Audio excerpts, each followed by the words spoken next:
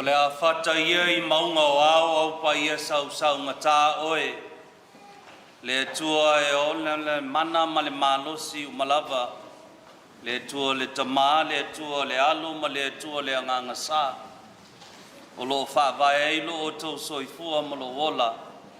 Ai maise le nei saunginga pa ia. Whale a ainga. Ai o le a whata mali e le ta maloa na liu whatu I a la taua. A wao pa ia sau ngata sa mo I ona tūlanga wha lupe. O pa ia o wao ainga mo la tau tama mo la tau ainga, usunga tu mua mapule I tu lauma la taua, ainga le tai ma le vaa o fonti. I le pa ia ma le mamalu le ainga wha noa e wha singo ia whangamalu. Ta lolo ia le viinga o le atua le lango matua, o le au whainga luenga tutofia le atua, o ta o tonga o Iasaia, o whioi o le tala le lei.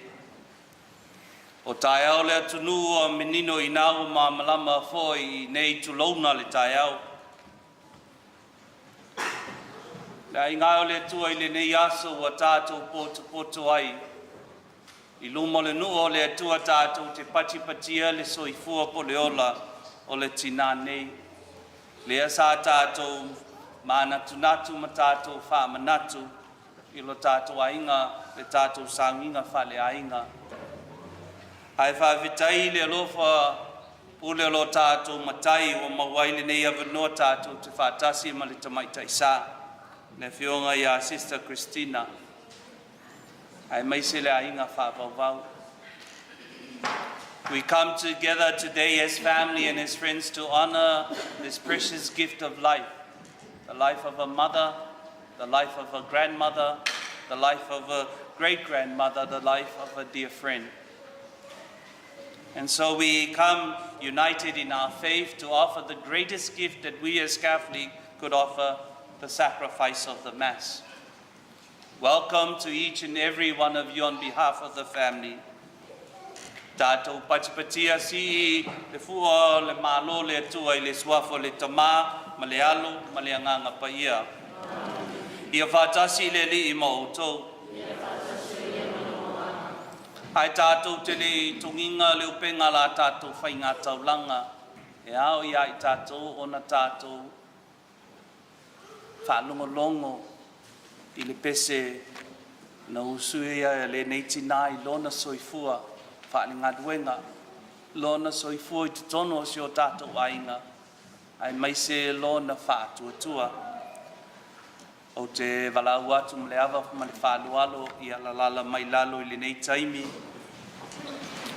We are now going to have the family eulogy and I'm going to invite Latu on behalf of brothers and sisters, on behalf of Sister, to come forward to share with us the family eulogy.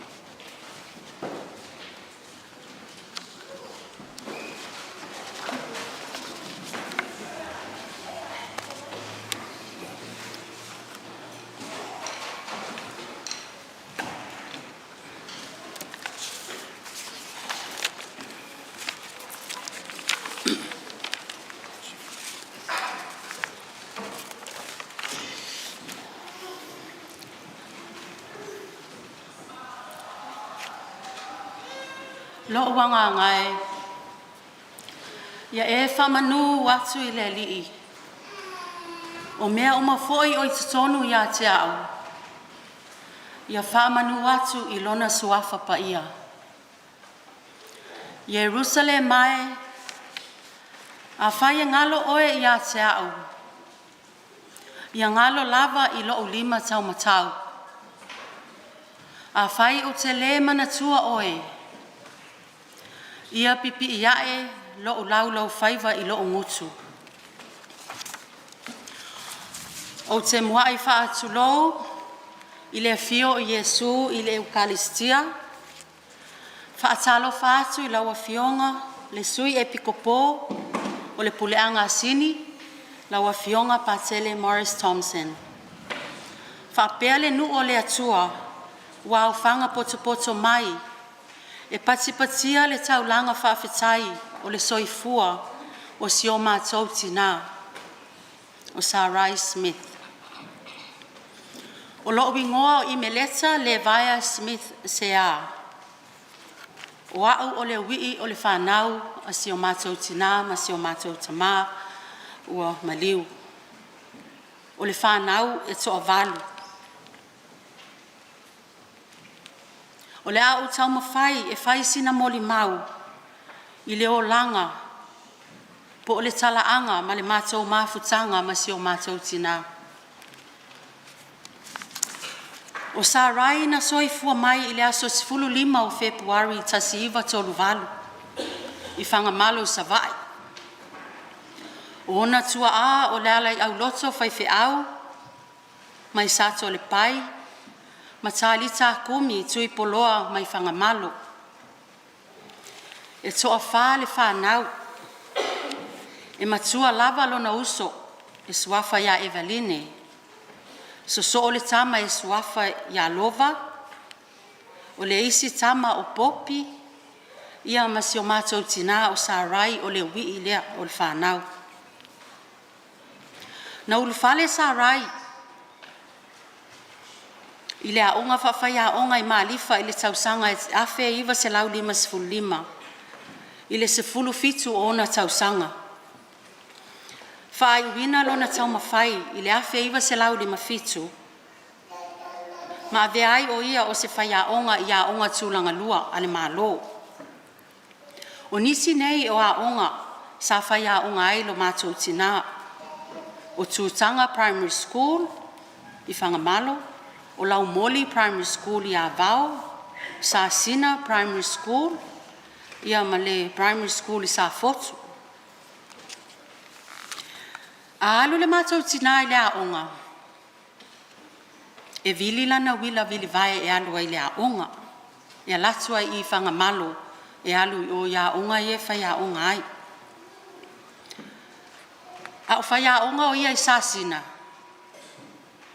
O inana whetau i ai maa mata i loa le whai ngā uo malana mana mea o si o mātou tama o pira. Whai mai le tala si o mātou tina. Ua avea le vili ato lana wila vili vai e alu le aonga. Ma mea ua mai tau ina ai ia e lo mātou tama. Ua whai ei mana maasani le aluifo whaatalitali lo mātou tina. I tuunga mau ia e amata atuai le mātou nuu Sa Fotu. Ia ona whapena ai lea ona amatalia ai le whai ngā uo tene malitamu. Sa i loa e le tama o le mātou tina le whai ngā uo lea. Sa le fia le mātou tama. E le fia le toi ina na wailoa e le boyfriend na lona fin.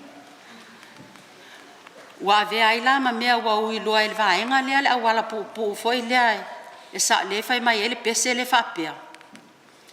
E sili ai le sosola, e le ai se whai ngata, e sili ai le sosola, e vave atu fo i le na, la la la la la la, ia wa sosola. O ala ua whai poi pol whalemeli e le ai masisi o la a inga nei loa la ua wha poi ponga. Ia. Ai whatu a whai po ipo pira ma Sarai le e ka le sia katoliko. Ma wha apapite mai e le fionga pa te le vilo i le aso valu o iuni a fe iwa se lau ono sifulu maltolu. O lona ingoa papite ma na wha ingoa ina ai e le fionga pa te le vilo o Dolo Rosa. Le e wha ingoa ai se tasio o lo walo. E whai po ipo pira ma Sarai, ua tolu le la whanau. Ia, ua mua kala au whai a mun whangot. O Joseph le ulu matua, o le matou whanau. So atuai mali o langi, e le o awai mai ia le nei aso, o lo i Samoa. So atuai ma John. So atuai ma Louis Vila. So atuai Taimi Priska. So atuai ma le fionga le tapo sa ia Sister Christina. Pito atuai ma Anastasia Honolina. Ia e wi ia le pele fa pele nei tu atu nei. O le wi fo ile o le ainga. O leta. E to lua ta maiti. O whanau a Sarai ma pira. Sa vai ta maina mai o la iti. O tali ta kumi. Le ua maliu. Ia malkama whainkale o pira junior. O ta maiti nei e ese le whai le anga e lo mātou tina. O leo whai o tangata na tupunga mai si o mātou mātua e valu sifulma le ono. E toa valu i mātou le whanau. Toa tolu siful tolu whanau a mātou whanau. Toa wha siful wha ia whanau a mātou whanau. E toa tasi ia le whanau a mātou whanau. Lea e mau ai le valu sifulma le ono o i mātou e o mai isi o mātou tina. I le tausanga e awhi iwa se lau valu sifulma lua. Ua tau whaai ui wai a onga i lea tausanga. Tai mile nā pe whatoa fitu o tausanga. E sau le mātou sola anga mai sa vai masi o mātou tina. Ua whai fo i le la misa masi o mātou tama.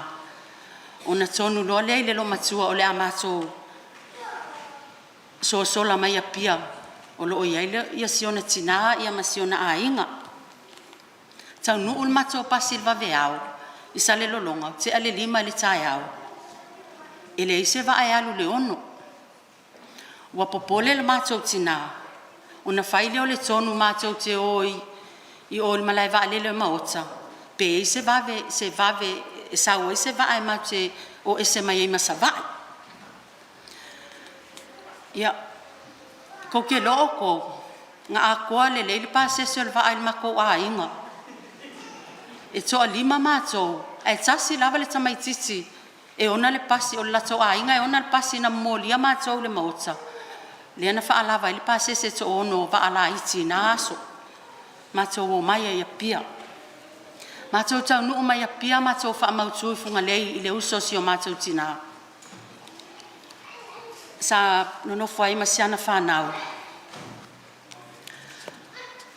Maua ai ma le tala, ua whamanuia le fionga le tapo sa, i le suenga ulfale, i le fifi intermediate, le whai unga lava leo le tausanga.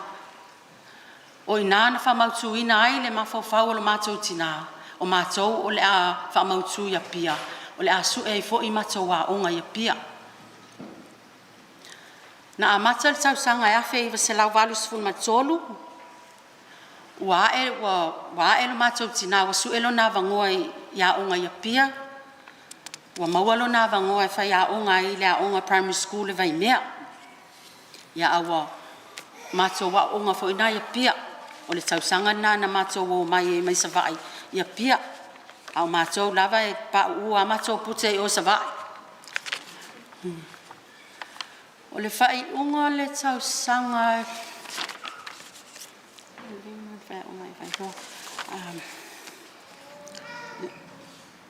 o le tasi iwa walu tolu, tasi iwa walu walu. Sa whai a onga isi o mātou tina i vai mea. Sa le tasi iwa walu iwa, ana i le tasi iwa lima, na whai a onga i vai loa primary school.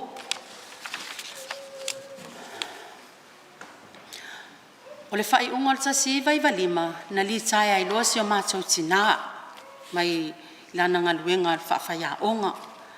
Sa tautua ia i le fast fulu tausanga i le malo sa moa e ala lea i ngaluenga whai a onga. O au o le whanau na muli alu ese mai ma sa moa mai o matua.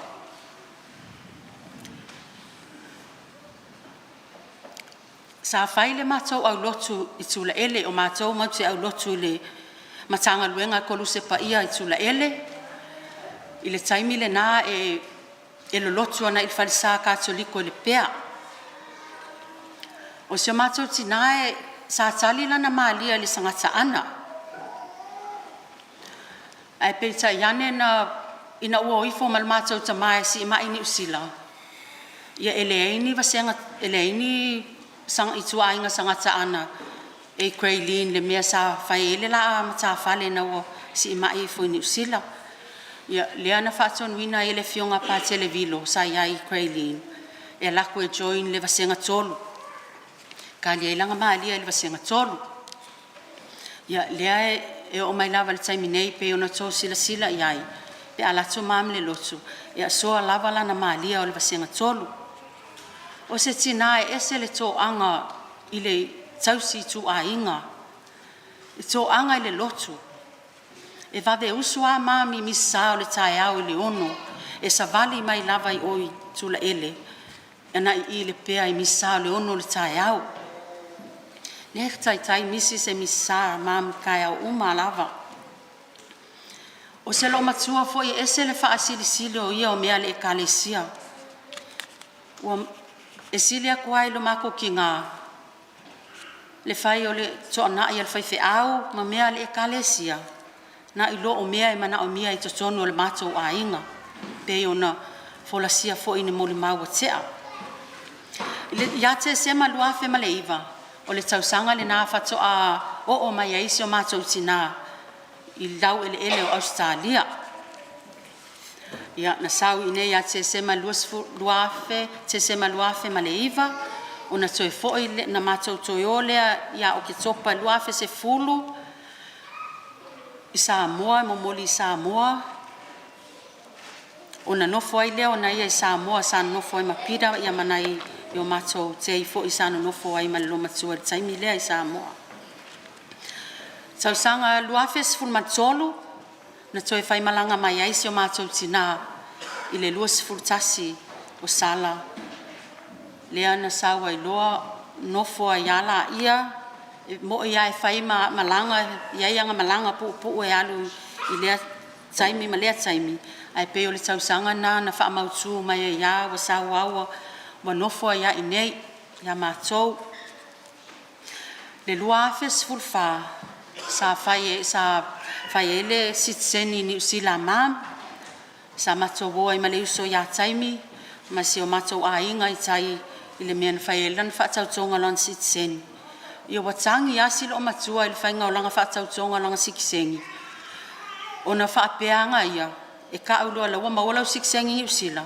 ele ko ka o se Samoa ele ko ka o foi o se kanga ka siksengi Samoa ia e tau mai ia mato o se lo matua esele e nganga i lona tunu ole nganga nga o mato tina o se tangata e lava papale ono sai ese le loto alofa o mam te lei loa pe wa itsa se le nei lo matua i seisi ai o te tautino atu foi leo wa ko kiki a ko lo lima sfulu ai le i fa pe o fasi wo o le lima lo tina ia tea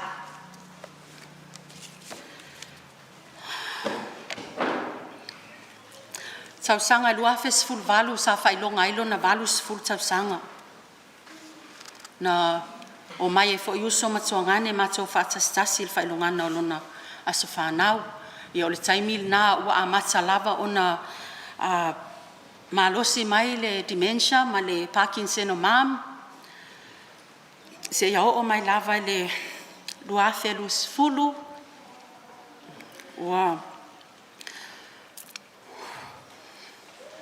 walu wa malosi lava le mai ia ai o se lo matua ese le taliti nga e le tai fa ilo mai ni o nga winga a me ye se me ona ye tinga so se tai me fesilia ti ye se me o e tinga ta si lava le tali e le ai Paula le me a mai sa o pena do le inu ia ole awala nga ma ke lo ai ole ye me la na tela langona ai le o mana o ta o mai ya mato ile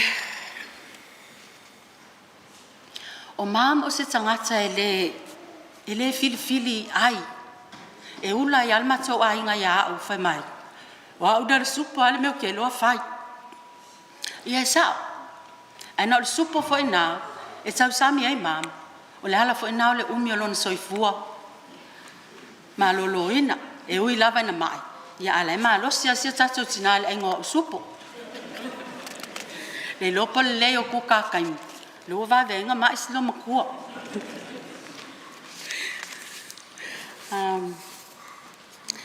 O se mato tina foi.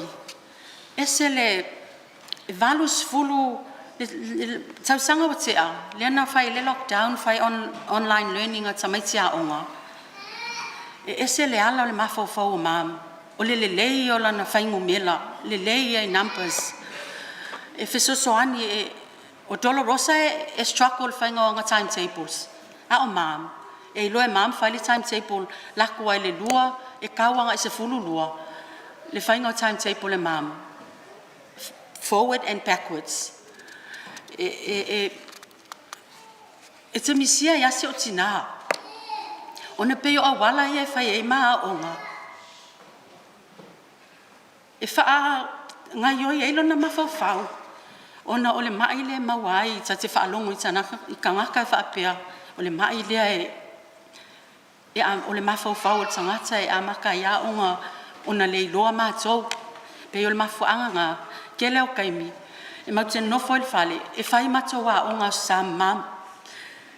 E fai a onga sa kamaiki. E walako e amasilo makua le whainga o ngefi silo le a onga sa.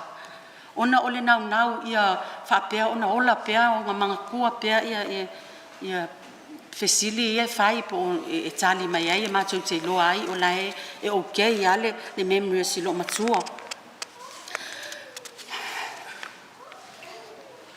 Ile mai ate sema.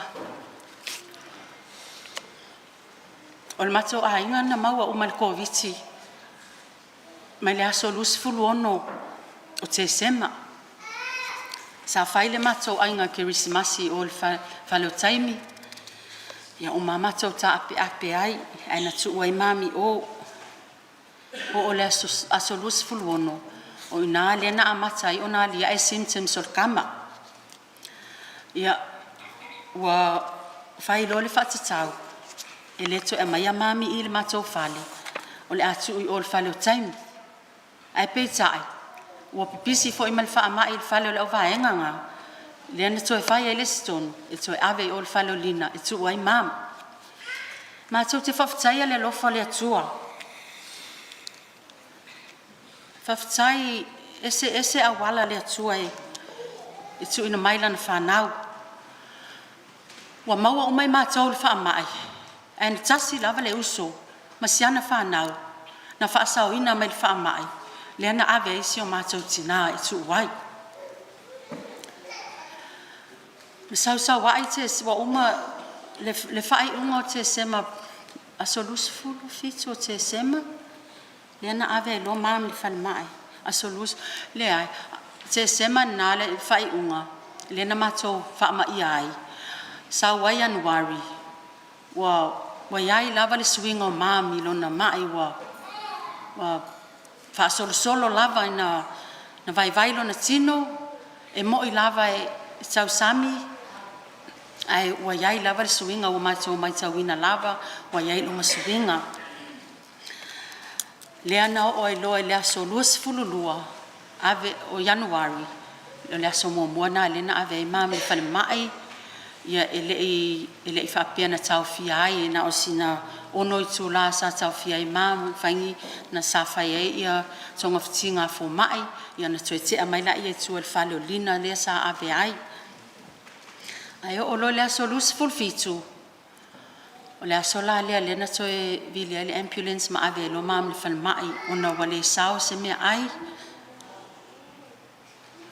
wale sao fo ila na fuala au e masani o na inu le tai au. Sa langona le mafanafana ia i mātou, mai se mātou mana i uso. Whapea fo le tuangani na inei, whapea o na mātou mafuta masi o mātou tina. Mātou te mafanafana lava mawhai o mātou tonu i le mea whaisi o mātou tina. Na ave mam le whale mai. Na mātou whaatalusanga wai whaasa o na nofo ai seisi le whale mai. E ave ana o le mai ia, tu o le whale mai, e le whaatanga ina nisi o na o iai. Peita iane, na fisosoani mai lava le lii, na mawhai ai o na o nofo ai le whale mai, ma te to o lua mamam. O na o si o mātou tina, talu o na mai wa whaasolo lava na na malosi le mai ua le la longa se e mo ilava ila lona longa leo ai ua le mafai ona tautala mai fo ilea ai e mafai ona matou readinga le mea le manao ai pe a i ona laungutu pe a tautala mai ele langona sona leo ai pe o tulanga na e matou te malama i le mea le manao mami fai ole memu mai ona laungutu ia ole ala na lai ona faatanga ona fo mai ona ele o malama fo mai pe a ele mafai ona communicates la ko mama ona ole tulanga wa yai e lua aso na mai mai e fai mai lo fo mai ele o mam lenga try le antibiotic pe work longa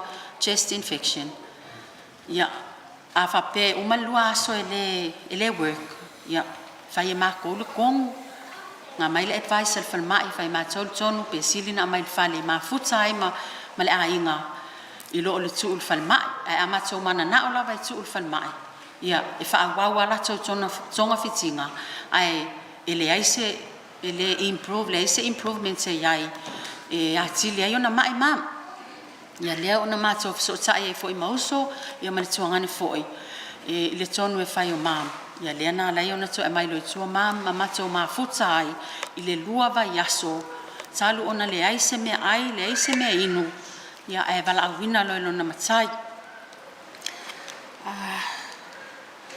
na lu file mu asio mato tina ese le momo mato loto le va ai atu yai ele sauce me ai le sauce me inu e na ole spray e fa susu ai lo na fonga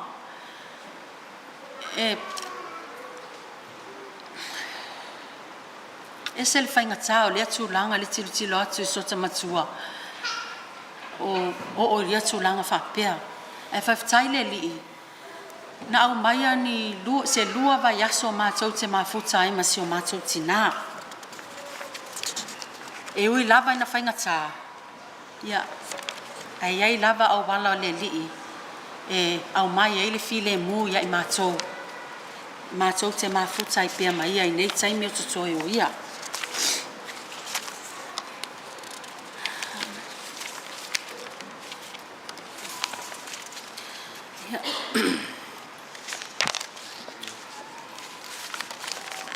nei tu la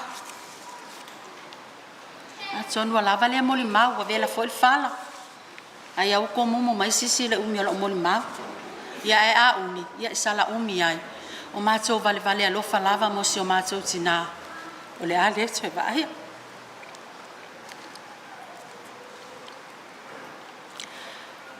ave ia le nei taimi e fai ia au masui o le fanau e moli atuai le nganga whaftai a te outou uma na alolofa mai isi o matou tina i so o se awala a o soifua mai o ia e mai se fo ilo wa fionga patele molesi o oe o le leo mamoe lo matua matou te asu atu foi pai malui puenga i o outou finga ngalo pe a fai e iai se sala o si o matou tina ia te outou ia avea lo na maliu e mangalo ai ni ona sese ia ma sau ia ina alu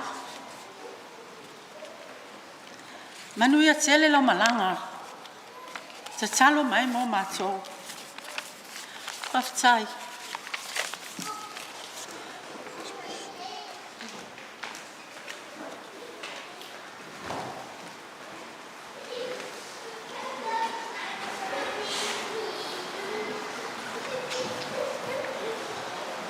Le tamalo fa fitai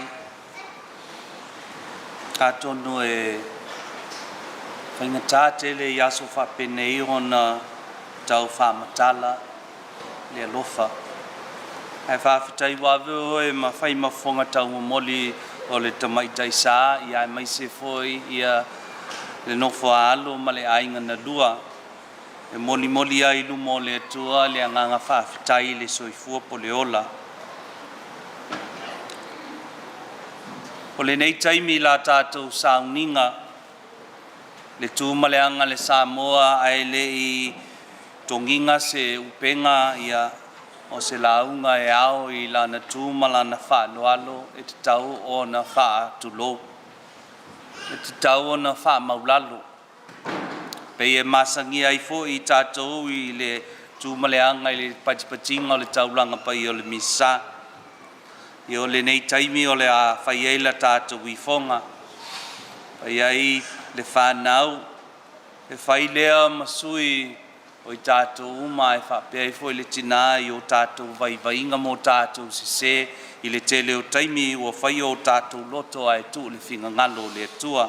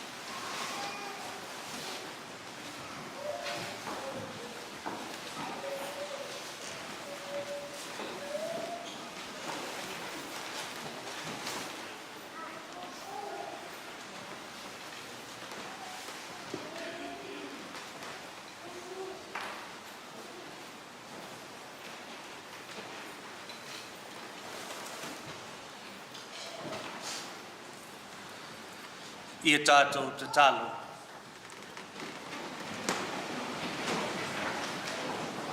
Le atua ta mamanai. O mātou pōtu I le nei aso I le anganga whaafitai. Ma le anganga whaamalo ono le soifua po le mea alofa na e fuai. E ala mai I le nei tina. Mātou te tautu I nā atu le nei mea alofa I o au. Ma le anganga whaamalo ma le anganga whaafitai. Mātou talofo I le atua I e fesosoani mai ai mātou.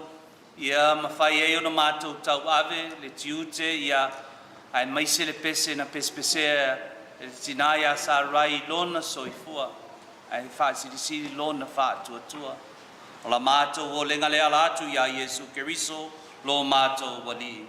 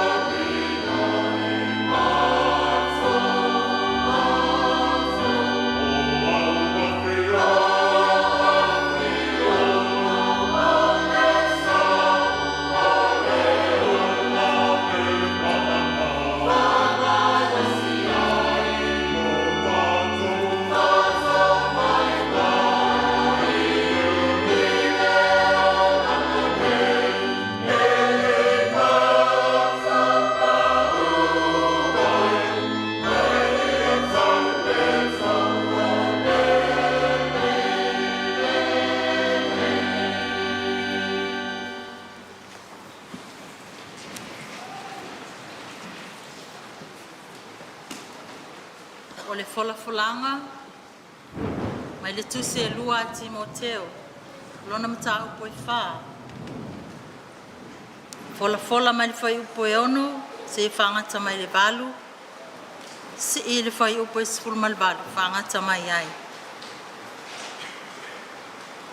a wā o au wa whamalingi ina nei lo toto ua lata o na po o te toi aluai ua o tau le tau alelei ua I o ia te au le tau sinionga ua o ta ofi le whatuatua o le nei ua te wina mo au le pale o le amio tonu e foa ina mai a te au I lea lava aso e le alii le whaamasino amio tonu e le ngata fo ia te au I lato umalava o e fia I lona whaali mai. E lawe a I mai fo I le alii ia te au ai mea leanga uma ma whaola mai ia te au I a o I lona malo I le langi.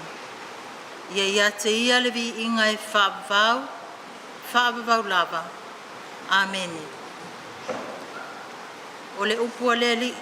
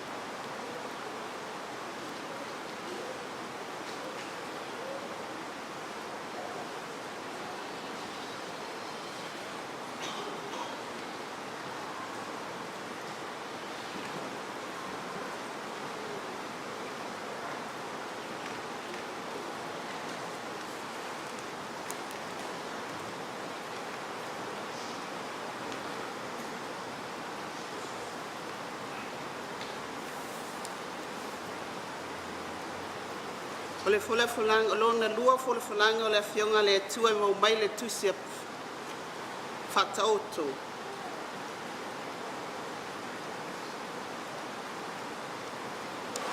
O le awami o le lei, wai e se ua maua, e sili lona tau I penina.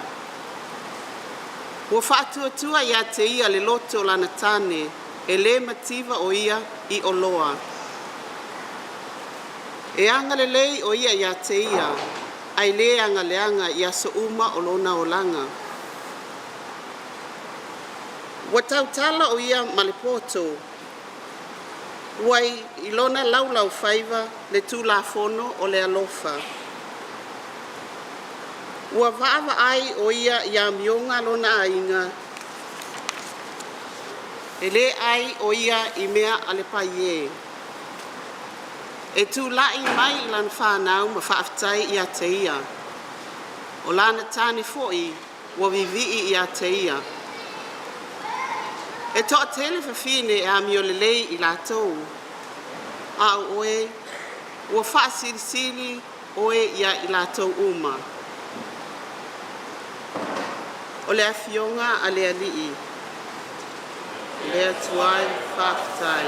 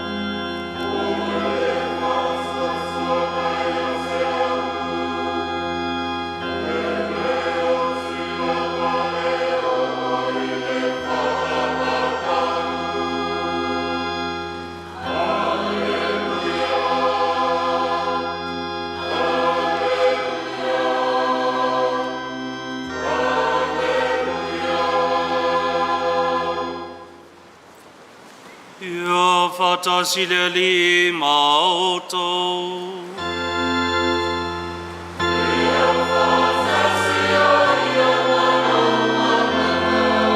O le wholawhalanga le whionga paia le tua tātou te maua mai le vangalia paia a Ioane.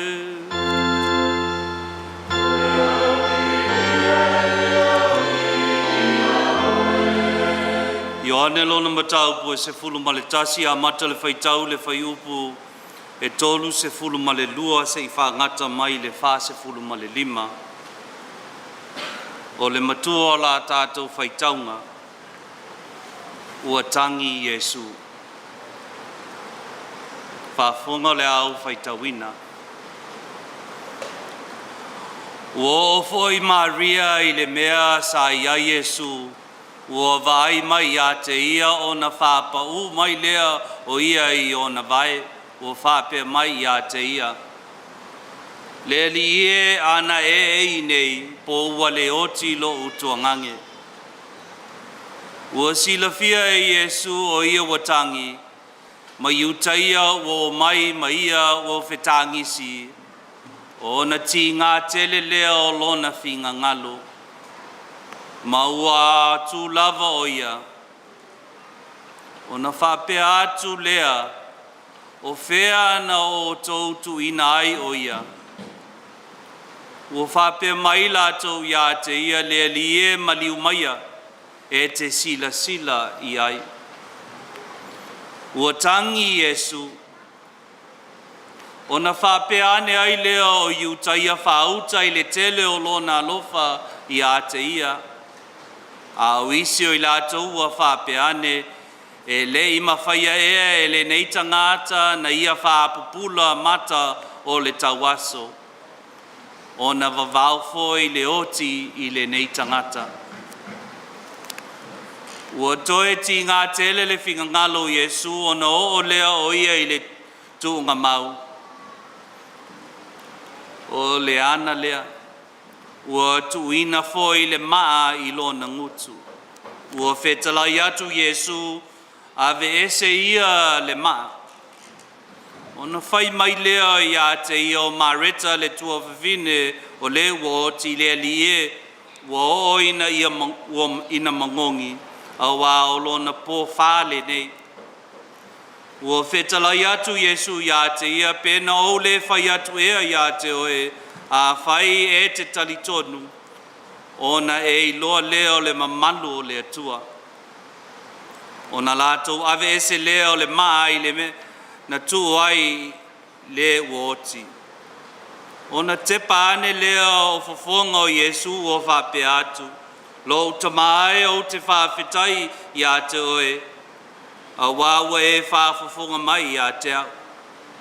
Ua ilo foi e te whafofonga mai ia te au e le au noa.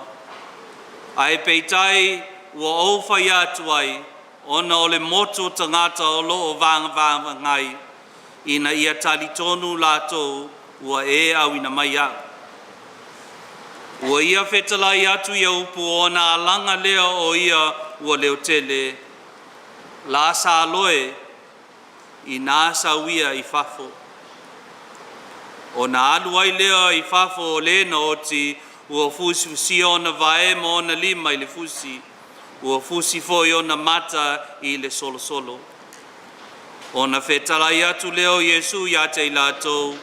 Te tala ia e ia ia te ia, i nā tu watu o ia e alu.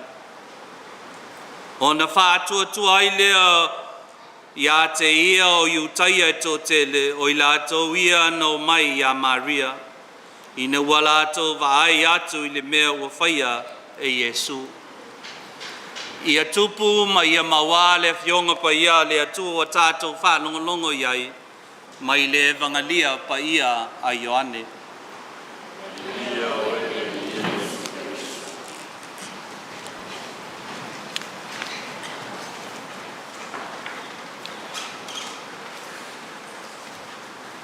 E wha pe whea o na tātou māmalama pe sila fia. Le alofa o le atua i taimi wha pe nei.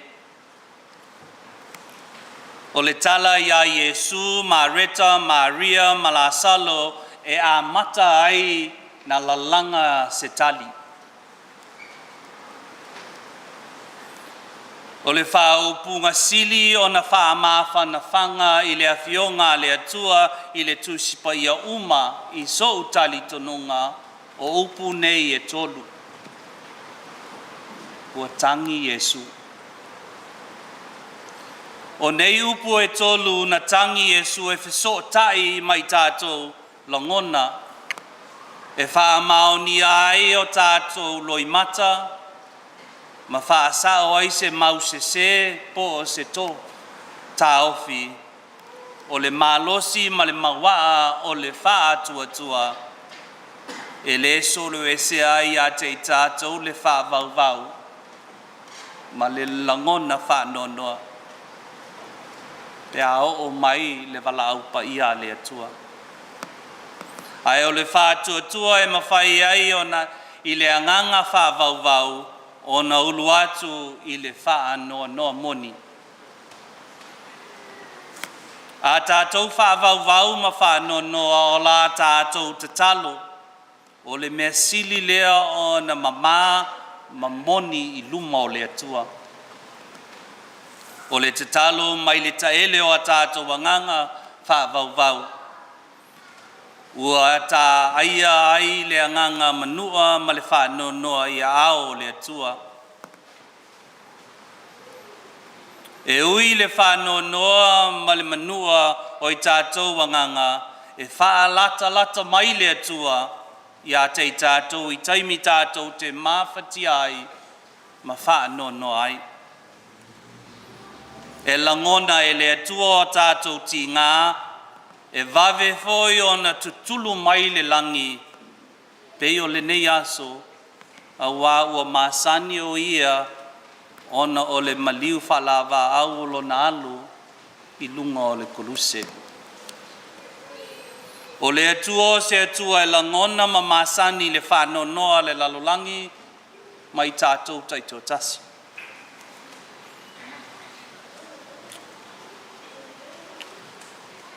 O le tauwhia o le oti, e le whape ai, e le o whaatasi mai le atua mai tātou le ai.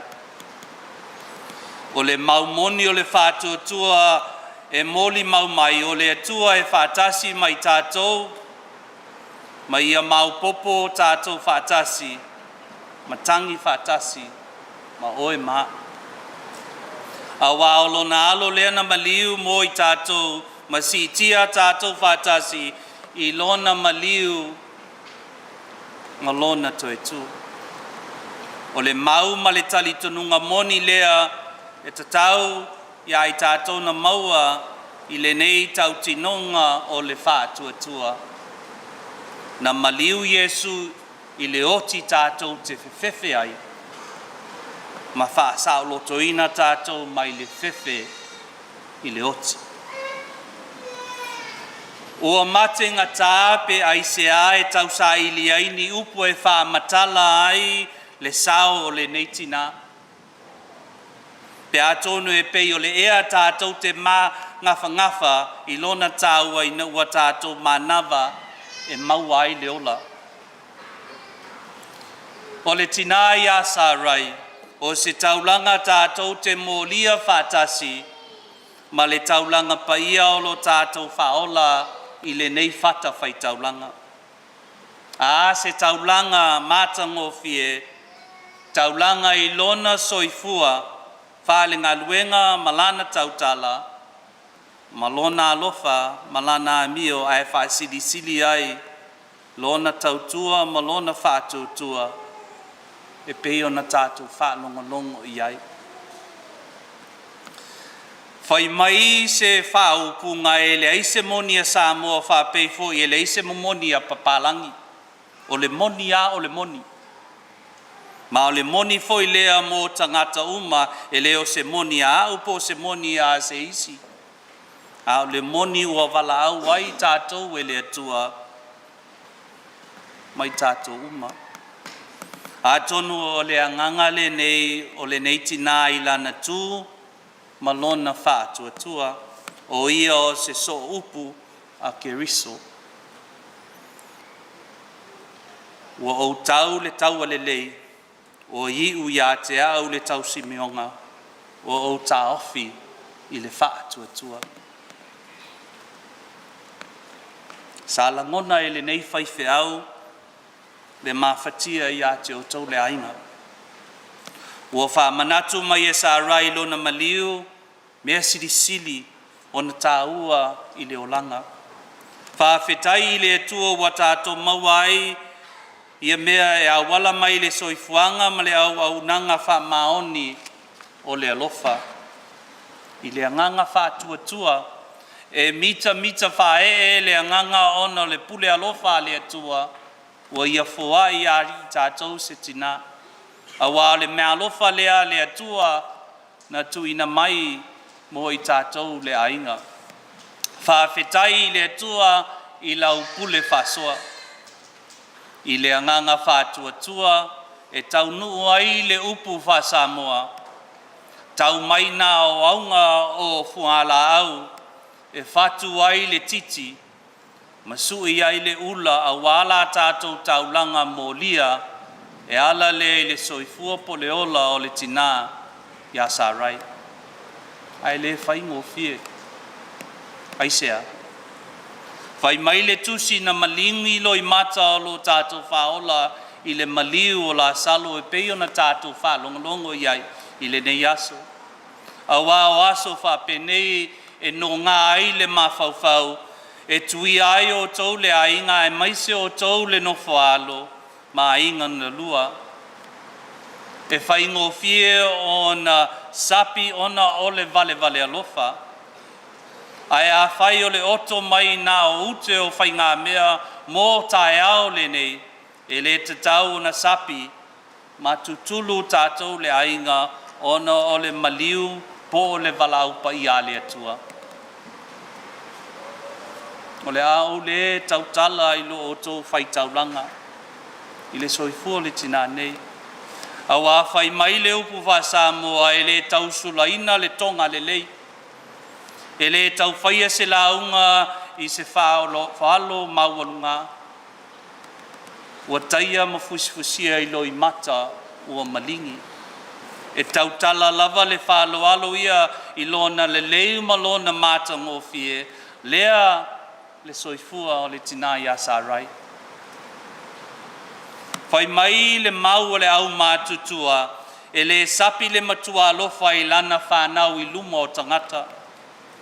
I leo lea, e le aisa upu e whaia I so wanga waa maso to mai, na o lau whaafetai, ma lau whaamanuianga. Ma e whaupu ina whaapenei. Whai mai le upu e tau aso ma matalasi le alofa o le atua, e ala mai lea I lo na alo pele, I lana tangi I lunga kuluse mo oe ma. Whaapea le tina nei, lea ua toe soso ai le lalolangi ma le lalolangi. A vea la utatalo whaafetai ma lo wha moe o le a lava I le alofa ma le lango su o le au whai ngā luenga tatofia le atua. O mafutanga ma au whai pese taitasi, au lotu ma e kālesia, ai whapea ai le au talavou o le whetu o le moana, ma le nu o le atua, ai whaasirisiri eilo o tau le ainga whaavauvau. Ia mū le taulanga le tina ia Sarai, a wase manuia o a tātou ainga, le kālesia, sa mo nei mātai au.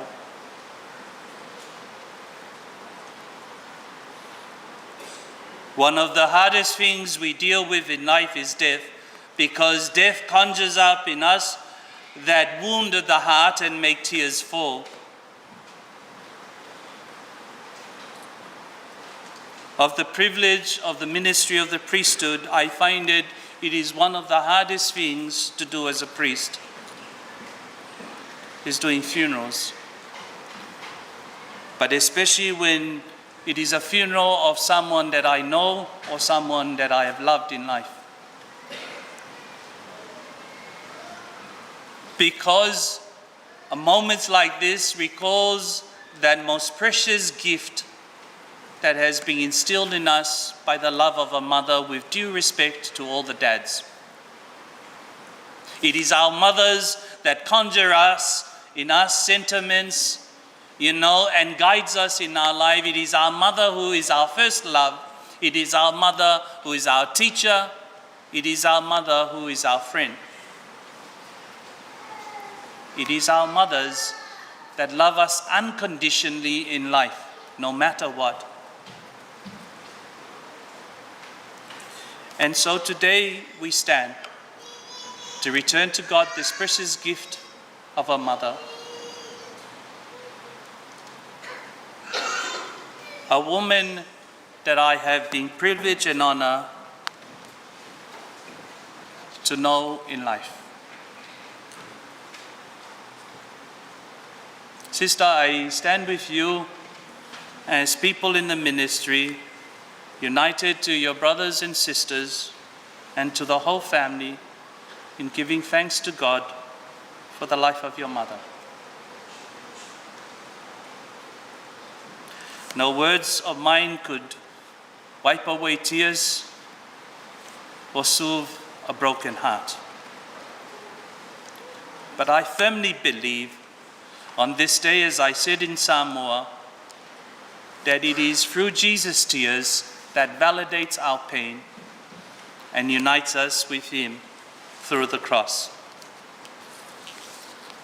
And so I offer to you, sister, and to your brothers and sisters and the whole family my sincere condolences and my prayers.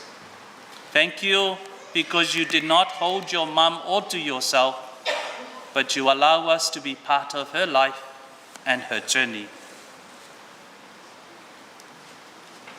When Leta told me that we weren't doing the funeral on Saturday, we have to wait for sister to come from Samoa, part of me says, don't worry about sister, because she's already got a priest son who's here. But, it is a great honor, and I thank your family for waiting for you, because I'm sure your mom would like, as you said, to hold her hand and to say goodbye.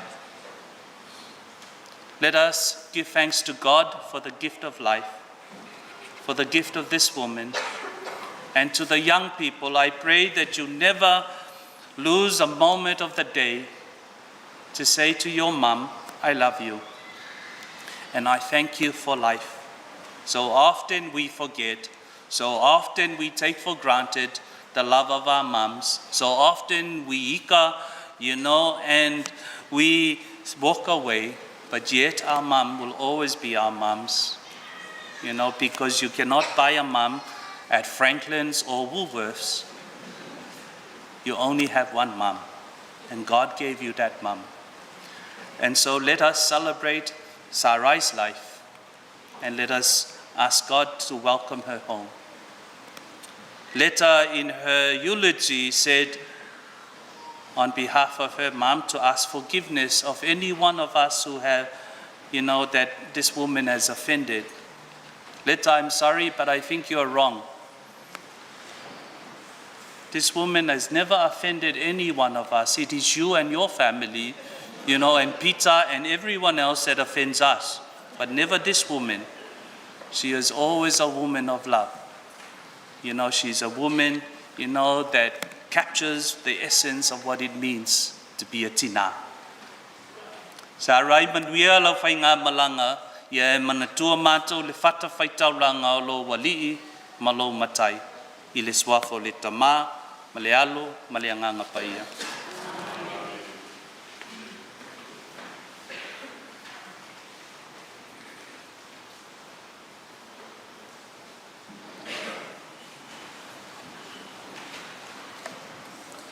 A vele nei taimi tātou te wha tonga atu ai le li ia tātou tālu sanga lau tele. E moli o ai masuso whātasi le taulanga pa ia o le misa, le taulanga sili a le ekalesia, mo le whainga malanga le tinaya Sarai i lona li ma lona matai.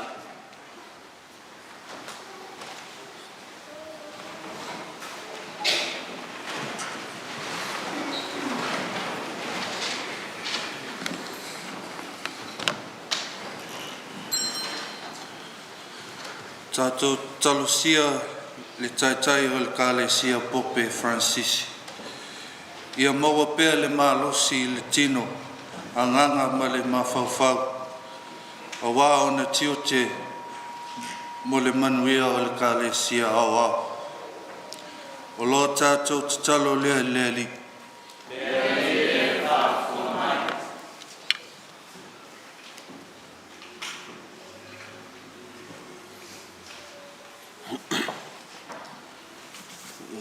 Tātou te talo mo le soifua au aunau o sia mātou tina.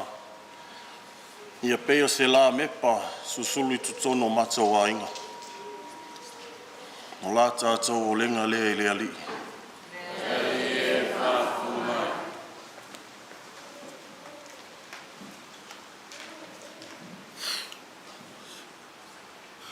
Tātou te talo mo le anganga o si o mātou tina pele ina Sarai Smith. Ia maua sona nofoanga i le langi, a la tātou o lenga lea i lea li.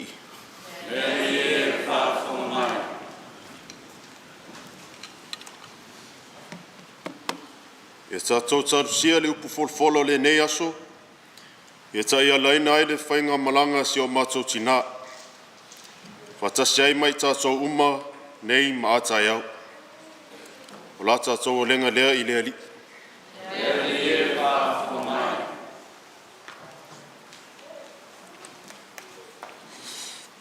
Ia tātou te talo mo i lātou uma, nā alo lofa mai isi o mātou tina iso o se awala. Sanga wha amanuia ia i lea atua. O la tātou te talo le i lea lii. Lea li e wha whunga mai.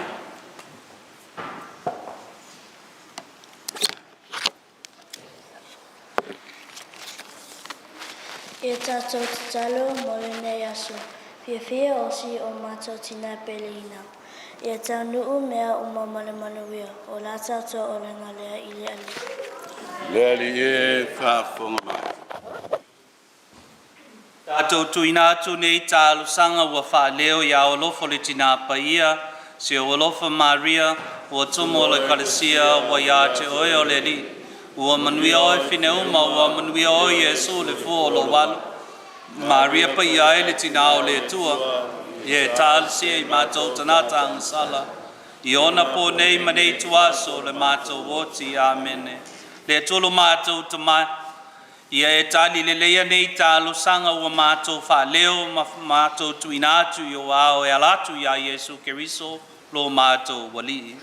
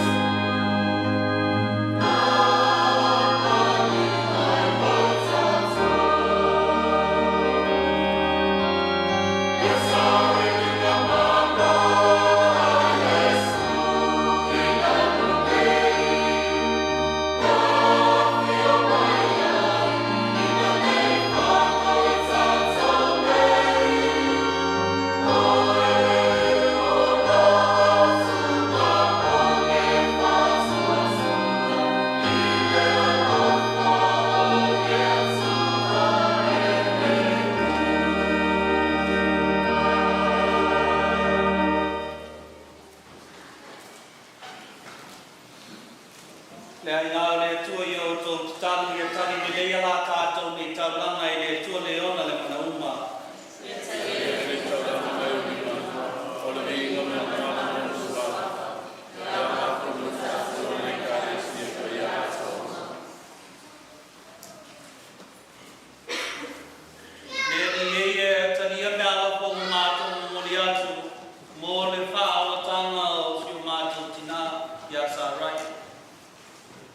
Ia whina ngā lua keriso i le whamasinona o lo mātou tina. A wā sā whātua o ia i a keriso lo nālo. O lo nā li ma lo nā Paula. O la mātou o lenga le nei o no keriso lo mātou o li.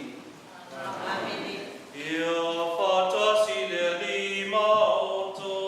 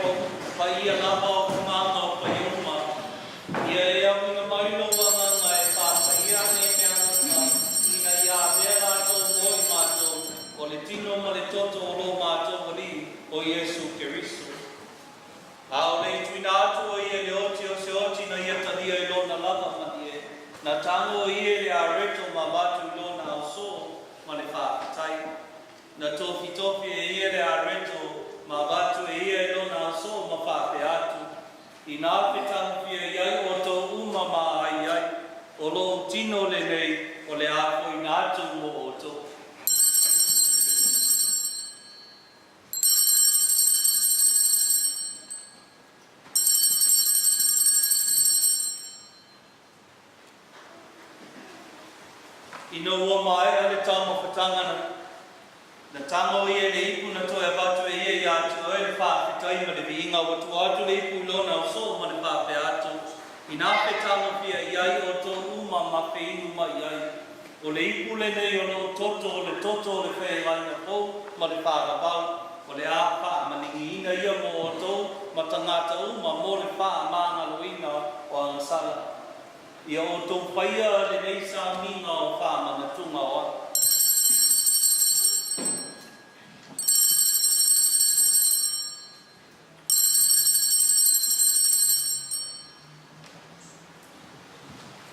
Ia tātou whaino atu e misteri a paia o le wha atua atua.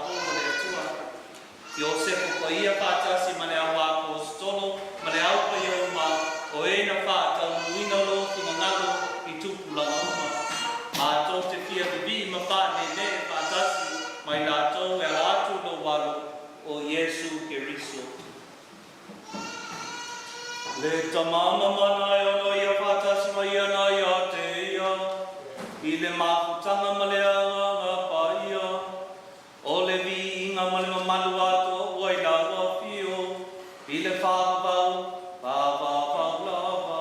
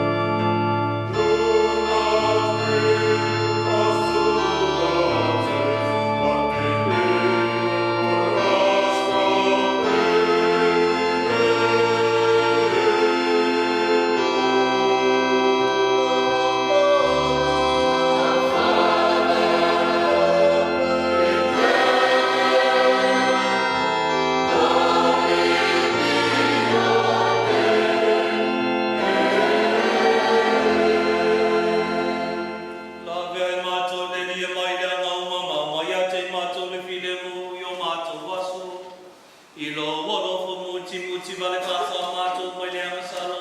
Ma pui mātou mai atu manu ngauma. Au mātou whātatari atu mani wha Moimoi whiawhia. Mo le whio mai lo mātou Paula. O Iesu Keriso.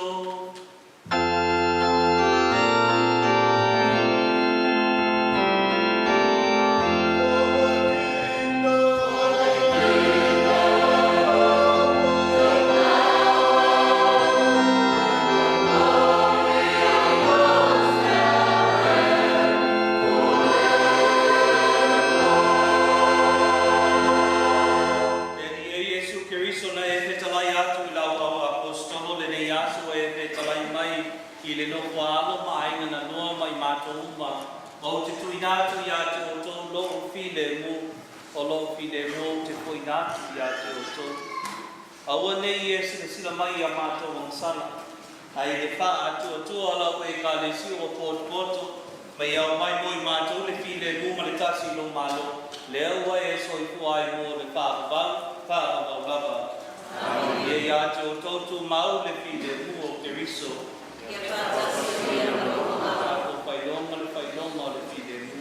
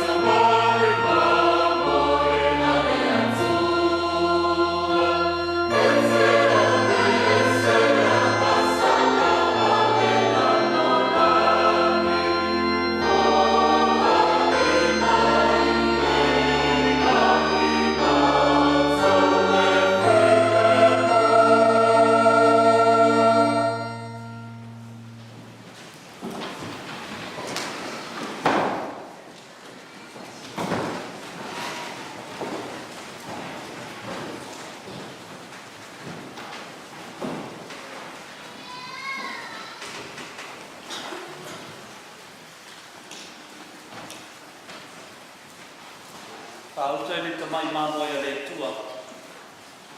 Pauta i ena te abesea na sala le rolang. Pauta ni manai mai le langi lea na tali ai le soifua patutua le tinai a Sarai. Amuie Latu o kalawia i le tani swanga. E o te lea na e a mai o whare.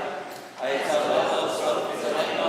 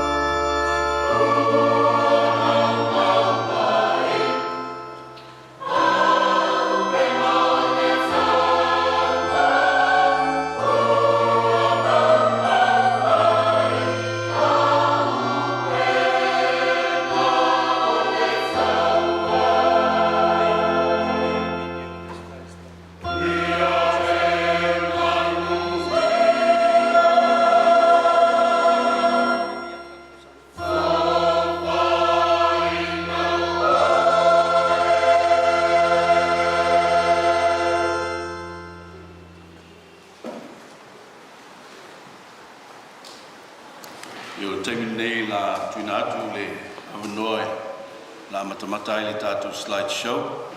Ia awato e sa via fingo le tina. A mai alea, un tuatu leo le Noi le whanau. Ia mo le lato pese muli. Ia a mai a fo le pese le whanau. Ia o le Noi le lato atu ai ainga ngalua. Ia awa se tala awa fo le nei asu. Il whanau mo le tina, ma le ngang whanau.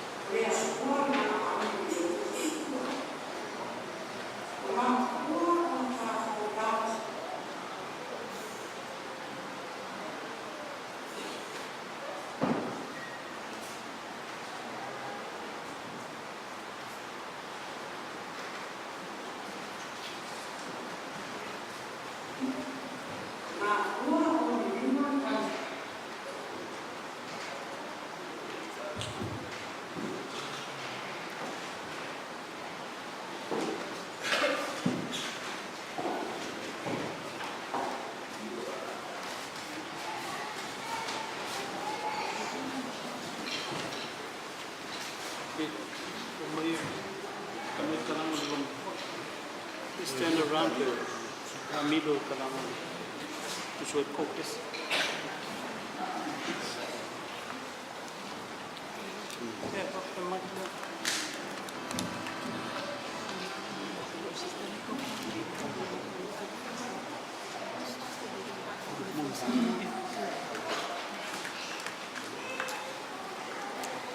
Malulua tua ia o le moli mau le la o le moli mau o le sio matou solo o tapu ai mai Samoa le la fa la kulunga I langa le le ola mai le TV al vaenga la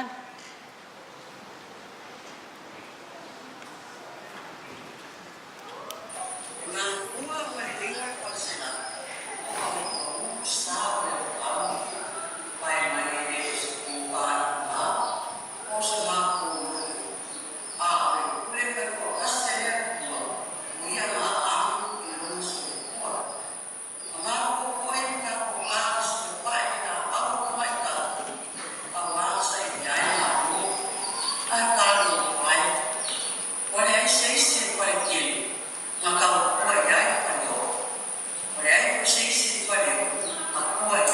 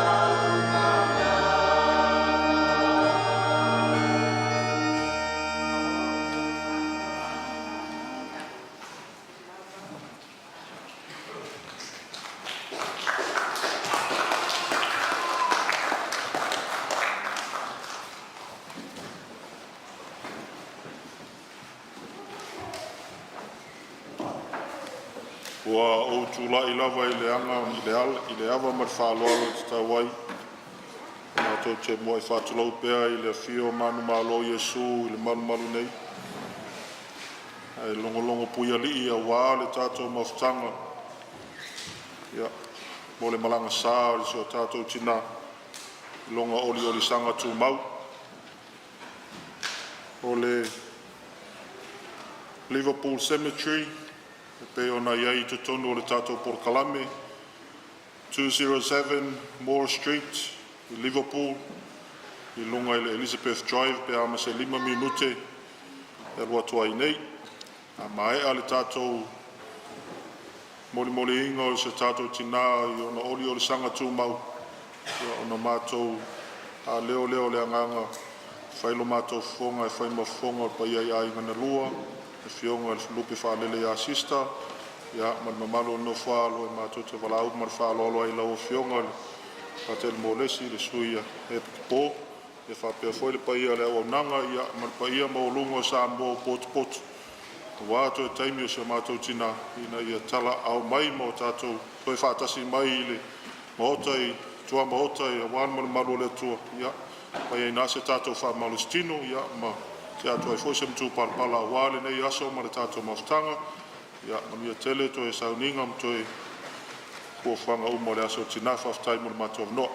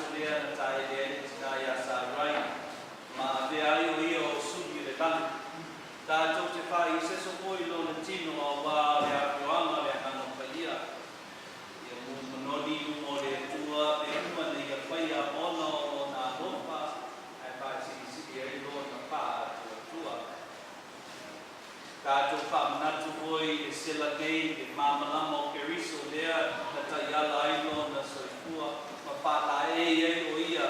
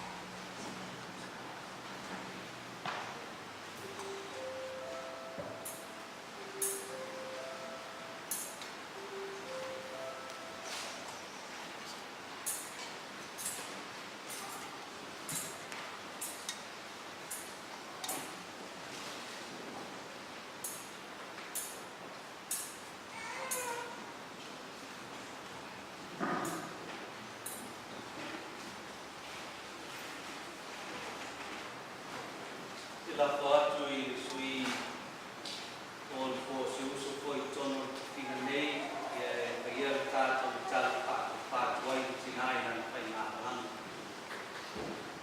Tātou talo.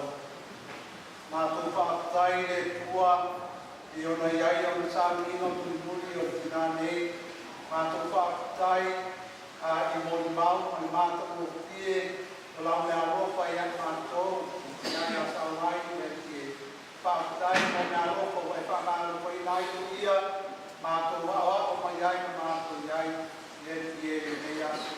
Mātou sauni e ki e, mātou te moni mo iatu no kino no ropa mau.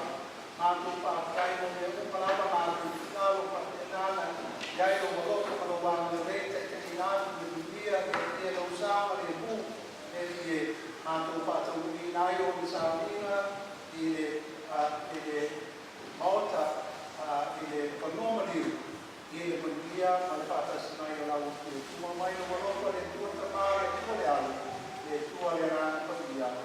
Amen. Amen. Kai ngā we toi I le ngā o ai o e le sumere whateneinga I le sa tātou tani. Kon muria I le ngana whātai e o whai hoi tulo ma leo le tātou wainga. Ia ai muria le ngana whātai le atua I le nei whai ngana rupa e o ngā ua I le tātou tani. Ia whai pese po le whanau o le moana whamanu whātai tō lopa I le tina nei. Ala I te inga I o le nei aso ka ua. Ia tātou tutu lata. Ia whātasi e ri I mauto. Ia whai mai langi le whakunianga le tua I le tuapa le tamā, ma le anu, ma le ana paia. Ia la tātou taulanga ia tātou poli aru tino rio tina nei I le angana whāketai I le tua.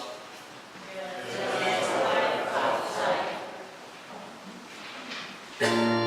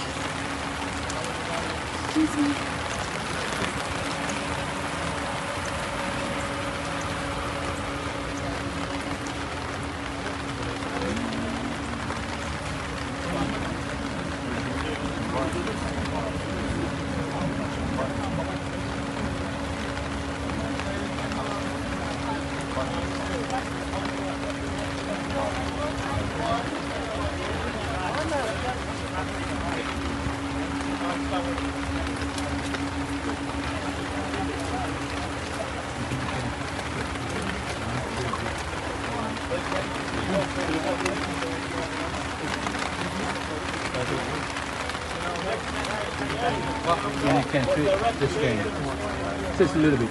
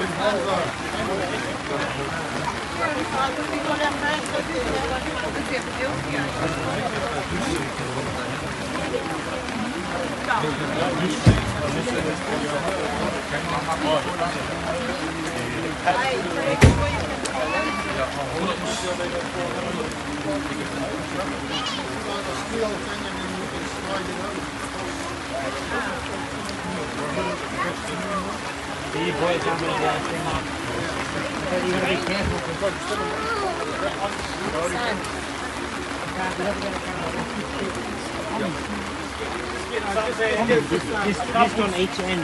Yeah. This on the end, not the sides. That's right. Rest ahead. We'll do the service, and once the service is done, then we'll much easier. Yeah. No. They do service with it. Yeah, also my start to visit.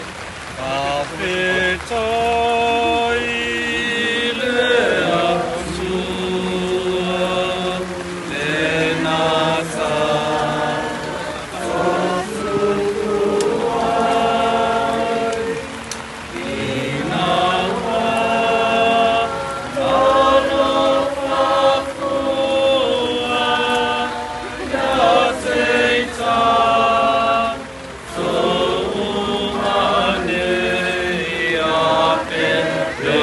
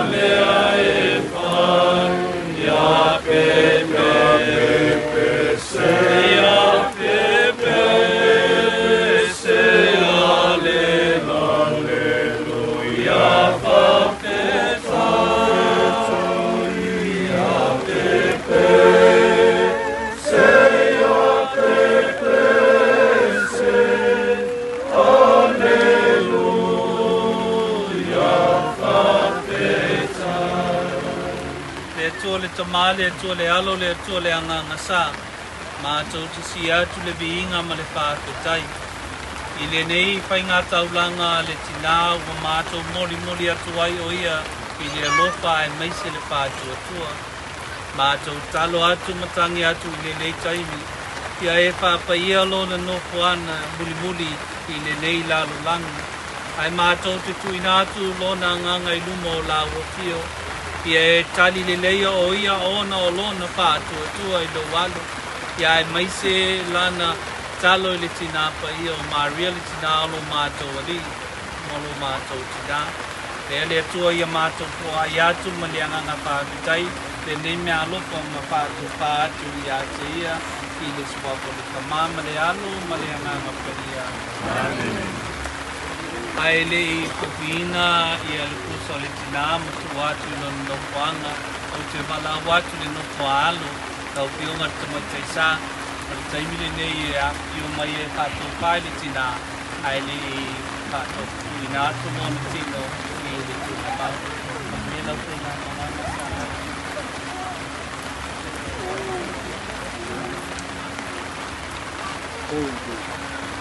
Yellow Malama. If you like, then.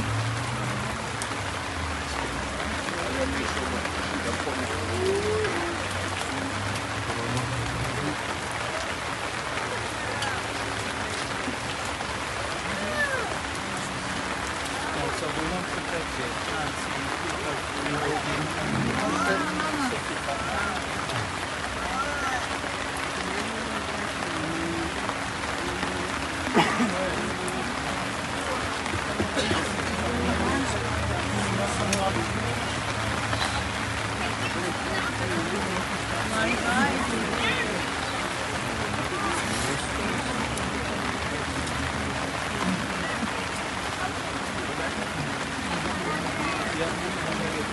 Can you guys lift her down here and then we'll, is that what we're doing? Lift down? Yeah, we'll lift down to the balcony and then slide. Yeah, okay. See.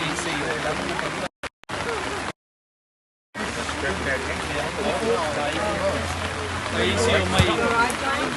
Esse é da boa. Aí. Intelligence. You want to help out here? Is that the bars, Sam? Yeah. Okay, just slide across then slowly.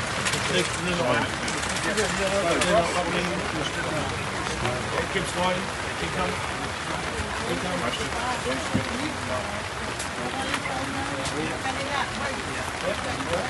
How are you there, mate? A little bit, Sam. You'll be able to fix it when we lower.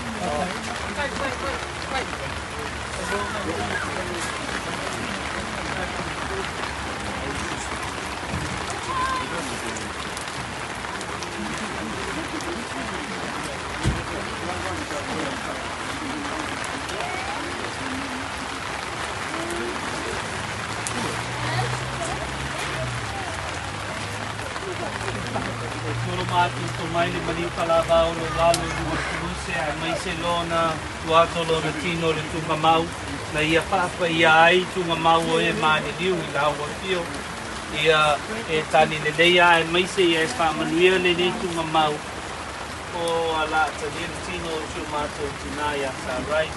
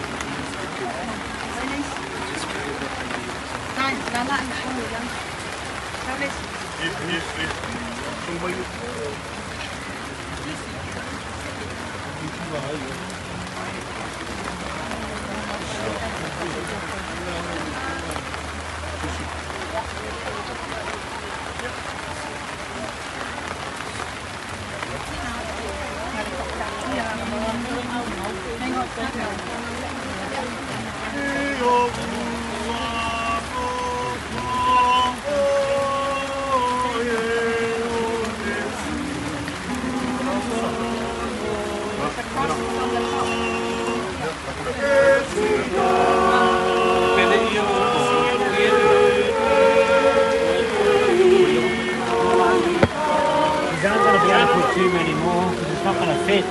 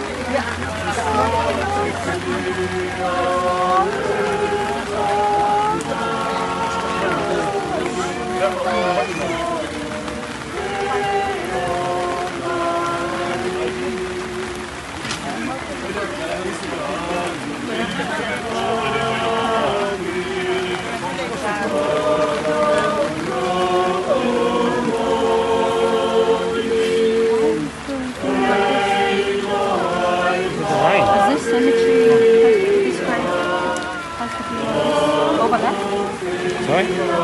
The crate, yeah? No, we haven't filled it yet.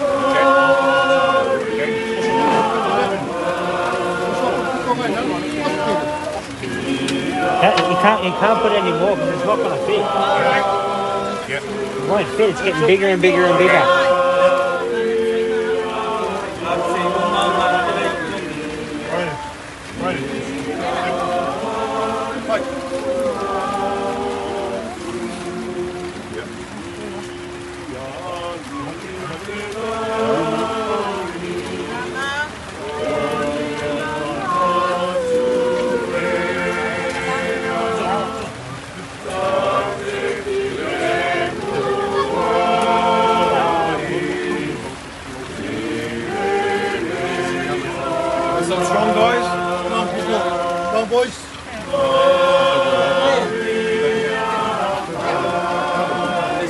Over this one.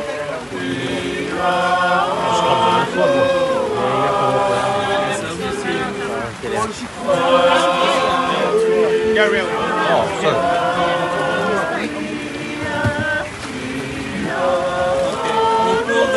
Another one that rolls on this side, that side. Come on over here. He's coming this way. Yeah, but he's just here for I think Ray's got him. Gents, remember to keep it after level. Don't wrap around your neck, boys. I'll keep you level, boys. Keep it level. Alright. Alright, he's ready. Up we go. 1, 2, 3. Up. Level. Alright. Down slowly together. No, the bars aren't out yet. Let's wait. Down. Slowly. Oh, they're out. Slowly. Slowly. Slowly. Release my Slowly. Right, can you just tuck that in? It's going to go down anyway, Sam.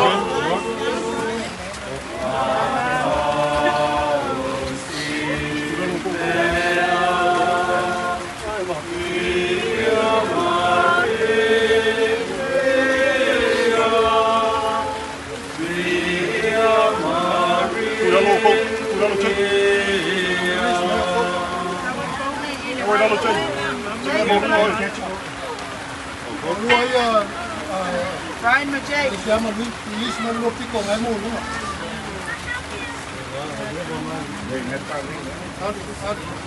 Almost.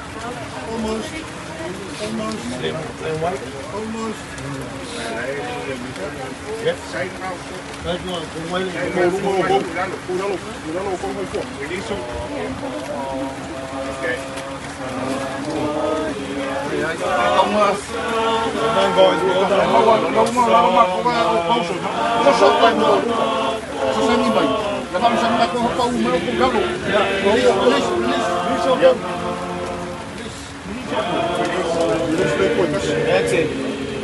It's one side release.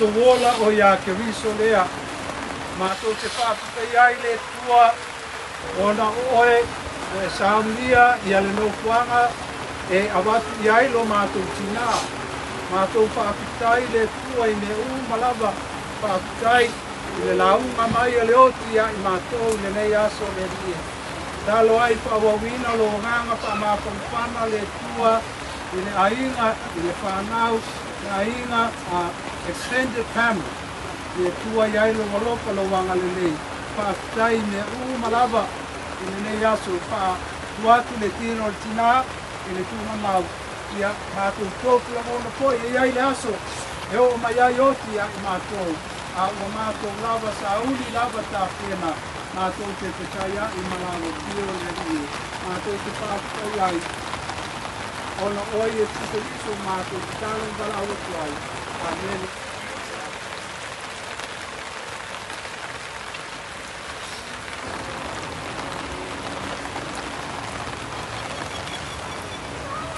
Manuia le tua ia toe le tina Sarai e nei se toi le whanau ma ina na toi le swapa le kama le alo ma le angana paia. Amen.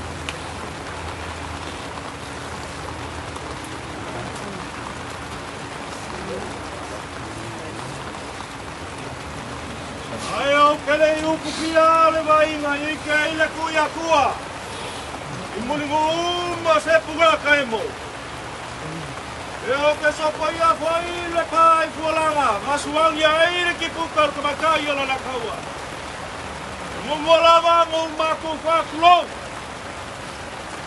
Aga fai ka le fio mai fio le pia la os kaulama. E fio la fio. Pakele, kalau fio al super po. O fio pakele bolas. Ai ke ngange lupe fa lele le gei ku dai. Le suo la suo pa penga pa ku. Ai la fio mai kai kaposa. Terkong le gei asu. Le wala ngom le gei ku le ainga le paio le ainga lua. Ngan wenga fika sa lo kwai lo fionga super po. Pare paio le fa ngale ko le kua. Se o fa malo fa kai. Lele o kongi pa ka le ave. Kongi lang kilo pa pulo kwa limo. Ngan wenga fika sa alo ko ya lo fionga pa kel moles. Ke ngangel ia la pa ngal wenga le kua. Tapi mangalo lale anga ngesan bunyanga ko fola baya wa ko ngau ka. Pai le leo bai o mayaba. Pai ma po ka moni pai o ainga ngalua. Mako ke bala awa kwai la fio nga super po mar pai o le kusa. Ya. La ka ko pai le lawa, pai boka. Ni ho sin te visi nila. Ya, aba ko se pa maru singa kingo pai o samo. Ku poko. Kama mo ainga makama ku ngoma pule. Ya, pa pela. O aku skom ku perpala. Ya, ka ko fa kasi aku ho nila sin Therese. O mako fa so aku le marga fa lo. Ya manguia fai no malanga o makau kinga. Hey. No. Ole va kolai galuma. No vale problema kai mo ko kai ai ngalua. Ana la fio ko mai sa mar sunga pa penga. Aku han ko en sela. Ya ka ko fai tera. Na no tu se o ne aso ko to. Ko mai pa mo ya le li ale kimuga. Na palanga ka ko kinga ka korai ho. Au lo ka ko upu. Tua, ora venga luego para los colegas. Llegamos, pues.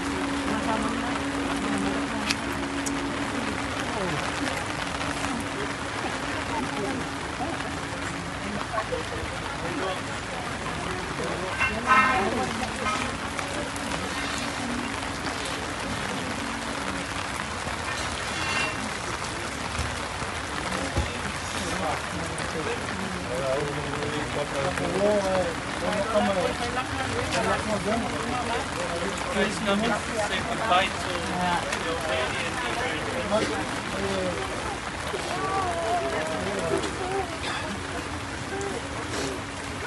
Thank you so much. It's wet.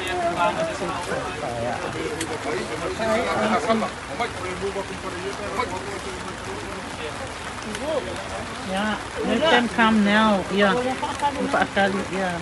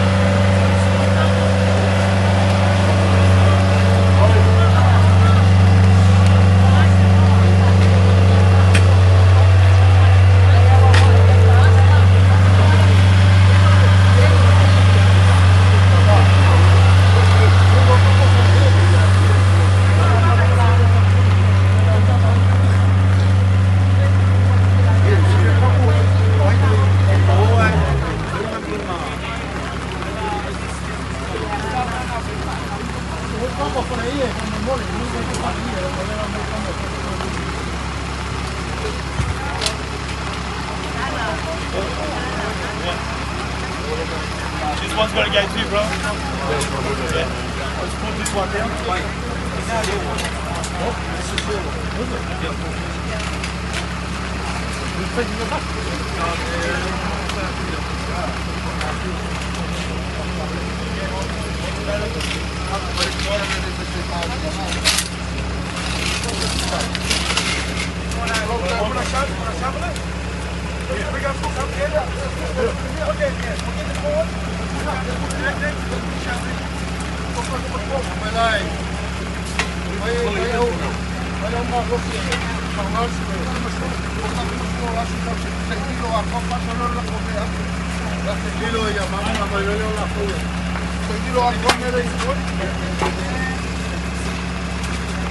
Guys, it's going to be wet. Yeah.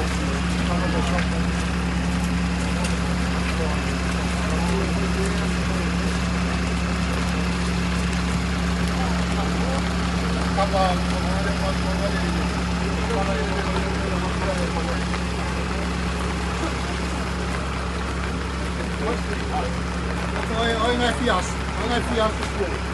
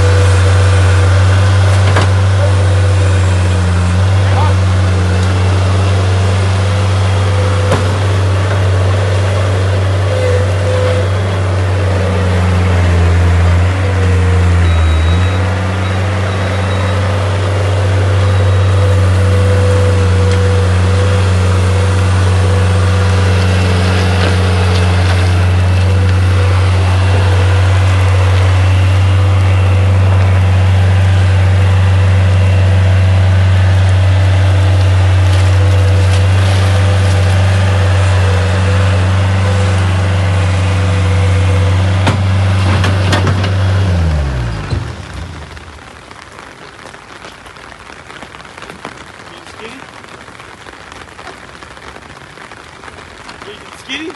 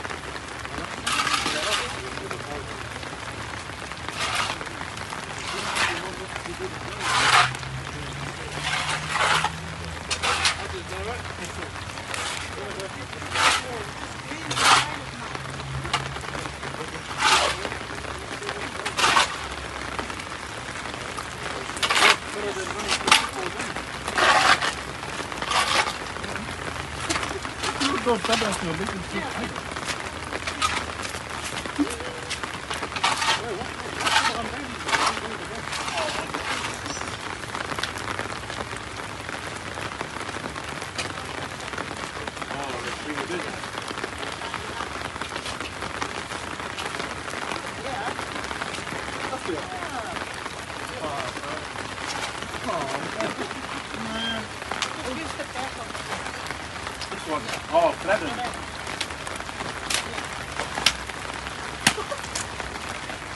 Oh my God, that's just clean.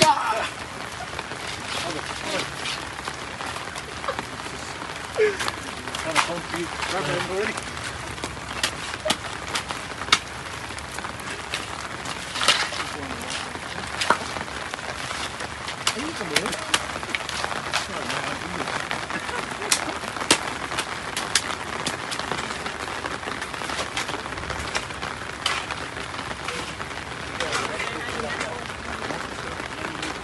Ay, no.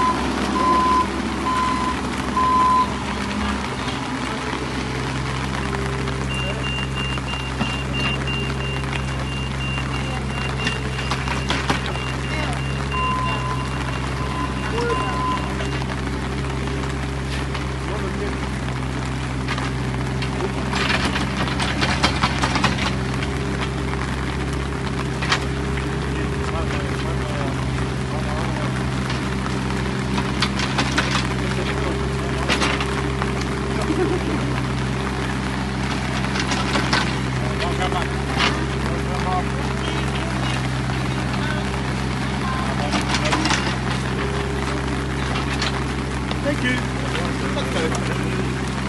Wait, who's the brother? My mum.